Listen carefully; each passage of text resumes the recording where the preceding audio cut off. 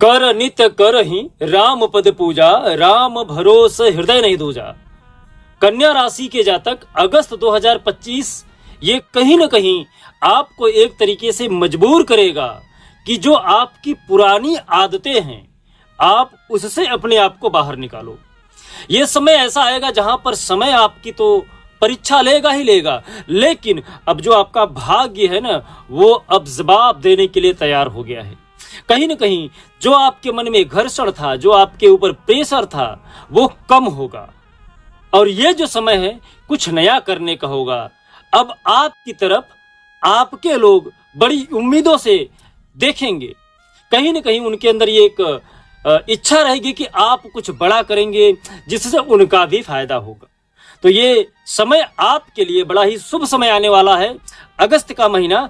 तो कैसा रहेगा भाग्य, कैरियर, प्रेम, एक एक करके बारीकी से चर्चा करूंगा, साथ ही साथ बताऊंगा कि आपको क्या उपाय करना है। तो कहीं मत जाइएगा, लास्ट तक इस वीडियो को जरूर देखिएगा। जय श्री महाकाल, मैं राहुल तिवारी आप सभी का आपका अपने चैनल पर्दे से स्वागत करता हूं। दोस्त, कन्या राशि के जो जातक है आपके कुंडली में मंगल महाराज जी लग्न में बैठे हुए हैं। लग्न जहां से आपका तन देखा जाता है, जहां से आपके लिए मान सम्मान प्रभुता देखी जाती है। साथ ही साथ राहु महाराज ये कुंडली के छठे भाव में, जहां से आपका ऋण, रोग और शत्रु देखा जाता है, उस जगह पर विद्यमान है। शनि महाराज ये कुंडली के सप्तम भाव में बैठे। सप्तम भाव जहां से आपका व्यापार देखा जाता है, जहां से आपका विवाह के योग्य देखे जाते हैं, जहां से आपका बिजनेस व्यापार देखा जाता है, उस जगह पर शनि महाराज जी बैठे हुए हैं। यहाँ के स्वामी शुक्र महाराज हैं। शनि का यहाँ पे बैठना ज्यादातर कन्या राशि के लिए फायदा होता है।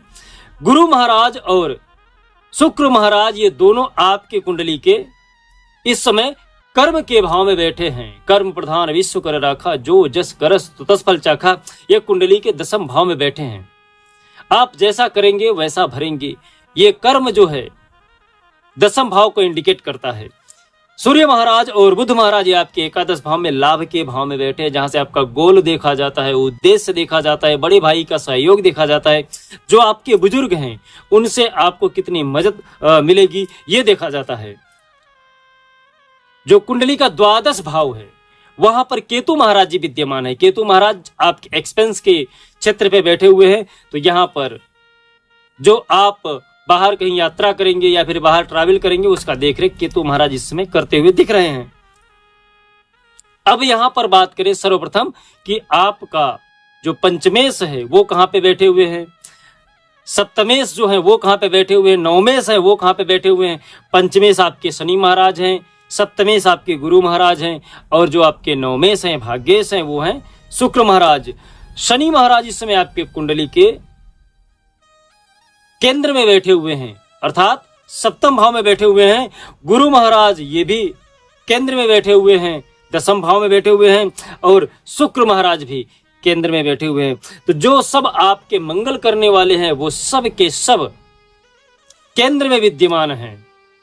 आपके जो स्वामी हैं कन्या राशि के, वो इस समय एकादश भाव में बैठे हैं, लाभ के भाव में बैठे हुए हैं। तो हर तरीके से आपका यहाँ पर उत्तम होता हुआ दिख रहा है। अब हम सर्वप्रथम यदि बात करें आपका स्वास्थ्य कैसा रहेगा, तो स्वास्थ्य को लेके आपके बुध महाराज एकादश भाव में बैठे हैं, लाभ के भाव में बैठे हैं। तो स्वास्थ्य को लेके बहुत ज्यादा टेंशन, बहुत ज्यादा घबराहट, बहुत ज्यादा टेंशन लेने की आवश्यकता नहीं है, क्योंकि यहाँ पर बुध महाराज सूर्य के साथ बैठे हुए हैं। तो अस्त तो है इस समय, लेकिन अच्छे भाव में अस्त हैं। तो यहाँ पर आपको स्वास्थ्य को लेके कोई टेंशन, डिप्रेशन लेने की आवश्यकता नहीं है। सूर्य महाराज यहाँ पर 16 अगस्त के बाद जैसे मूवमेंट कर जाएंगे, उसके बाद आपकी हालत और ज्यादा अच्छी हो जाएगी। अंदर आप और ज्यादा पॉजिटिव ऊर्जा प्राप्त करोगे और जो आपसे लोग जुड़े हुए हैं, जहां पर आपके तन से लोग जुड़े हुए हैं, जो आपको तकलीफ दे रहे हैं, वो आपको कहीं न कहीं सूर्य महाराज के परिवर्तन के बाद आपको संतुष्टि देना प्रारंभ कर देंगे। बात करें यदि आपके पंचम भाव की, जहां से आपका शिक्षा देखते हैं, जहां से आपका प्रेम प्रसंग देखते हैं, जहां से आपके संतान के योग देखते हैं, और हम देखते हैं ये सब कुंडली के पंचम भाव से। और पंचम भाव के आपके स्वामी हैं शनि महाराज। शनि महाराज बैठे हुए हैं केंद्र में। यहां पर आपका शिक्षा अच्छा रहेगा, बेहतरीन रहेगा, क्योंकि शनि महाराज केंद्र में हैं और गुरु महाराज भी केंद्र में है। तो आपके लिए शिक्षा अच्छा रहेगा। प्रेम प्रसंग में थोड़ी सी यहाँ पर आपको कठिनाई निश्चित रूप से झेलनी पड़ेगी। आपका जो प्रेमी है वो आपसे नाराज हो सकता है, जो आपका प्रेमी है आपसे दूर जा सकता है। हमेशा आप जो अपनी बातें मनवाने के लिए 2-4 बात ज्यादा बोल देते हो, या फिर कभी कभी जहां पे बोलना चाहिए आपको न बोल के शांत रह जाते हो, इसकी वजह से थोड़ी सी खटास आपके और आपके पार्टनर के बीच में रहेगी। तो यहां पर आप थोड़ा सा जरूर इसको उपाय कर लीजिएगा। संतान सुख मिल सकता है यहाँ पर आपको। और एक चीज मैं आपको और बता दूं, यदि आप कोई सरकारी काम काज में जुड़े हुए हैं या फिर कोई मुकदमा वगैरह चल रहा है, केस वगैरह चल रहा है, तो ये आपके फेवर में आ सकता है रिजल्ट। बात करें व्यापार का और आपके विवाह के योग्य का, तो यहां पर आपके लिए विवाह के योग बनते हुए दिख रहे हैं। साथ ही साथ व्यापार भी आपका उत्तम रहेगा, न बहुत ज्यादा माइनस में जाएंगे न बहुत ज्यादा लाभ में जाएंगे। एक समतुल्य बिजनेस आपका अगस्त महीने में रहेगा जो आपको सचमुच में खुशी देगा। यहां पर बात करें यदि आपके भाग्य का और आपके कैरियर का, बीच में मैं एक चीज बताना रह गया कि आप अपनी पत्नी के साथ कहीं पे बाहर ट्रैवल करने के लिए अगस्त के महीने में जा सकते हैं। थोड़ा उनकी तबीयत खराब हो सकती है, इसके लिए आप विशेषकर ध्यान रखिएगा। भाग्य के लिए और नौकरी के लिए यह समय उतना ज्यादा उपयुक्त नहीं है। भाग्य आपका जरूर सपोर्ट करेगा, काम आपका जो भी करेंगे वो बेहतर तरीके से करेंगे, उसमें आप अपनी पूरी रुचि लगा के करेंगे। लेकिन आपको कहीं न कहीं ऐसा एहसास होगा इस समय कि आपको नौकरी छोड़ के बिजनेस करना चाहिए।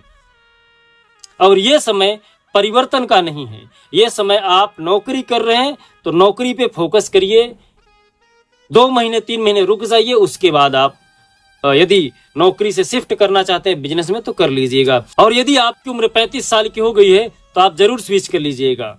उम्मीद करता हूं कि वीडियो आपको अच्छा लगा है, और यदि अच्छा लगा है तो लाइक और कमेंट करना ना भूलिएगा। उपाय में क्या करें, उपाय में मैं आपको बता दूं, यहाँ पर आपको एक तुलसी की माला जरूर गणेश जी को अर्पण करना चाहिए। साथ ही साथ यहाँ पर ओम बुध बुधाय नमः इस मंत्र का आपको जाप करना चाहिए। शिव जी पर धनिया चढ़ाना चाहिए, जिससे आपकी कुंडली की जितने भी समस्याएं हैं सबके सब दूर हो जाएंगी। जय श्री महाकाल। आपका दिन शुभ हो, मंगल हो, स्वस्थ रहे, मस्त रहे।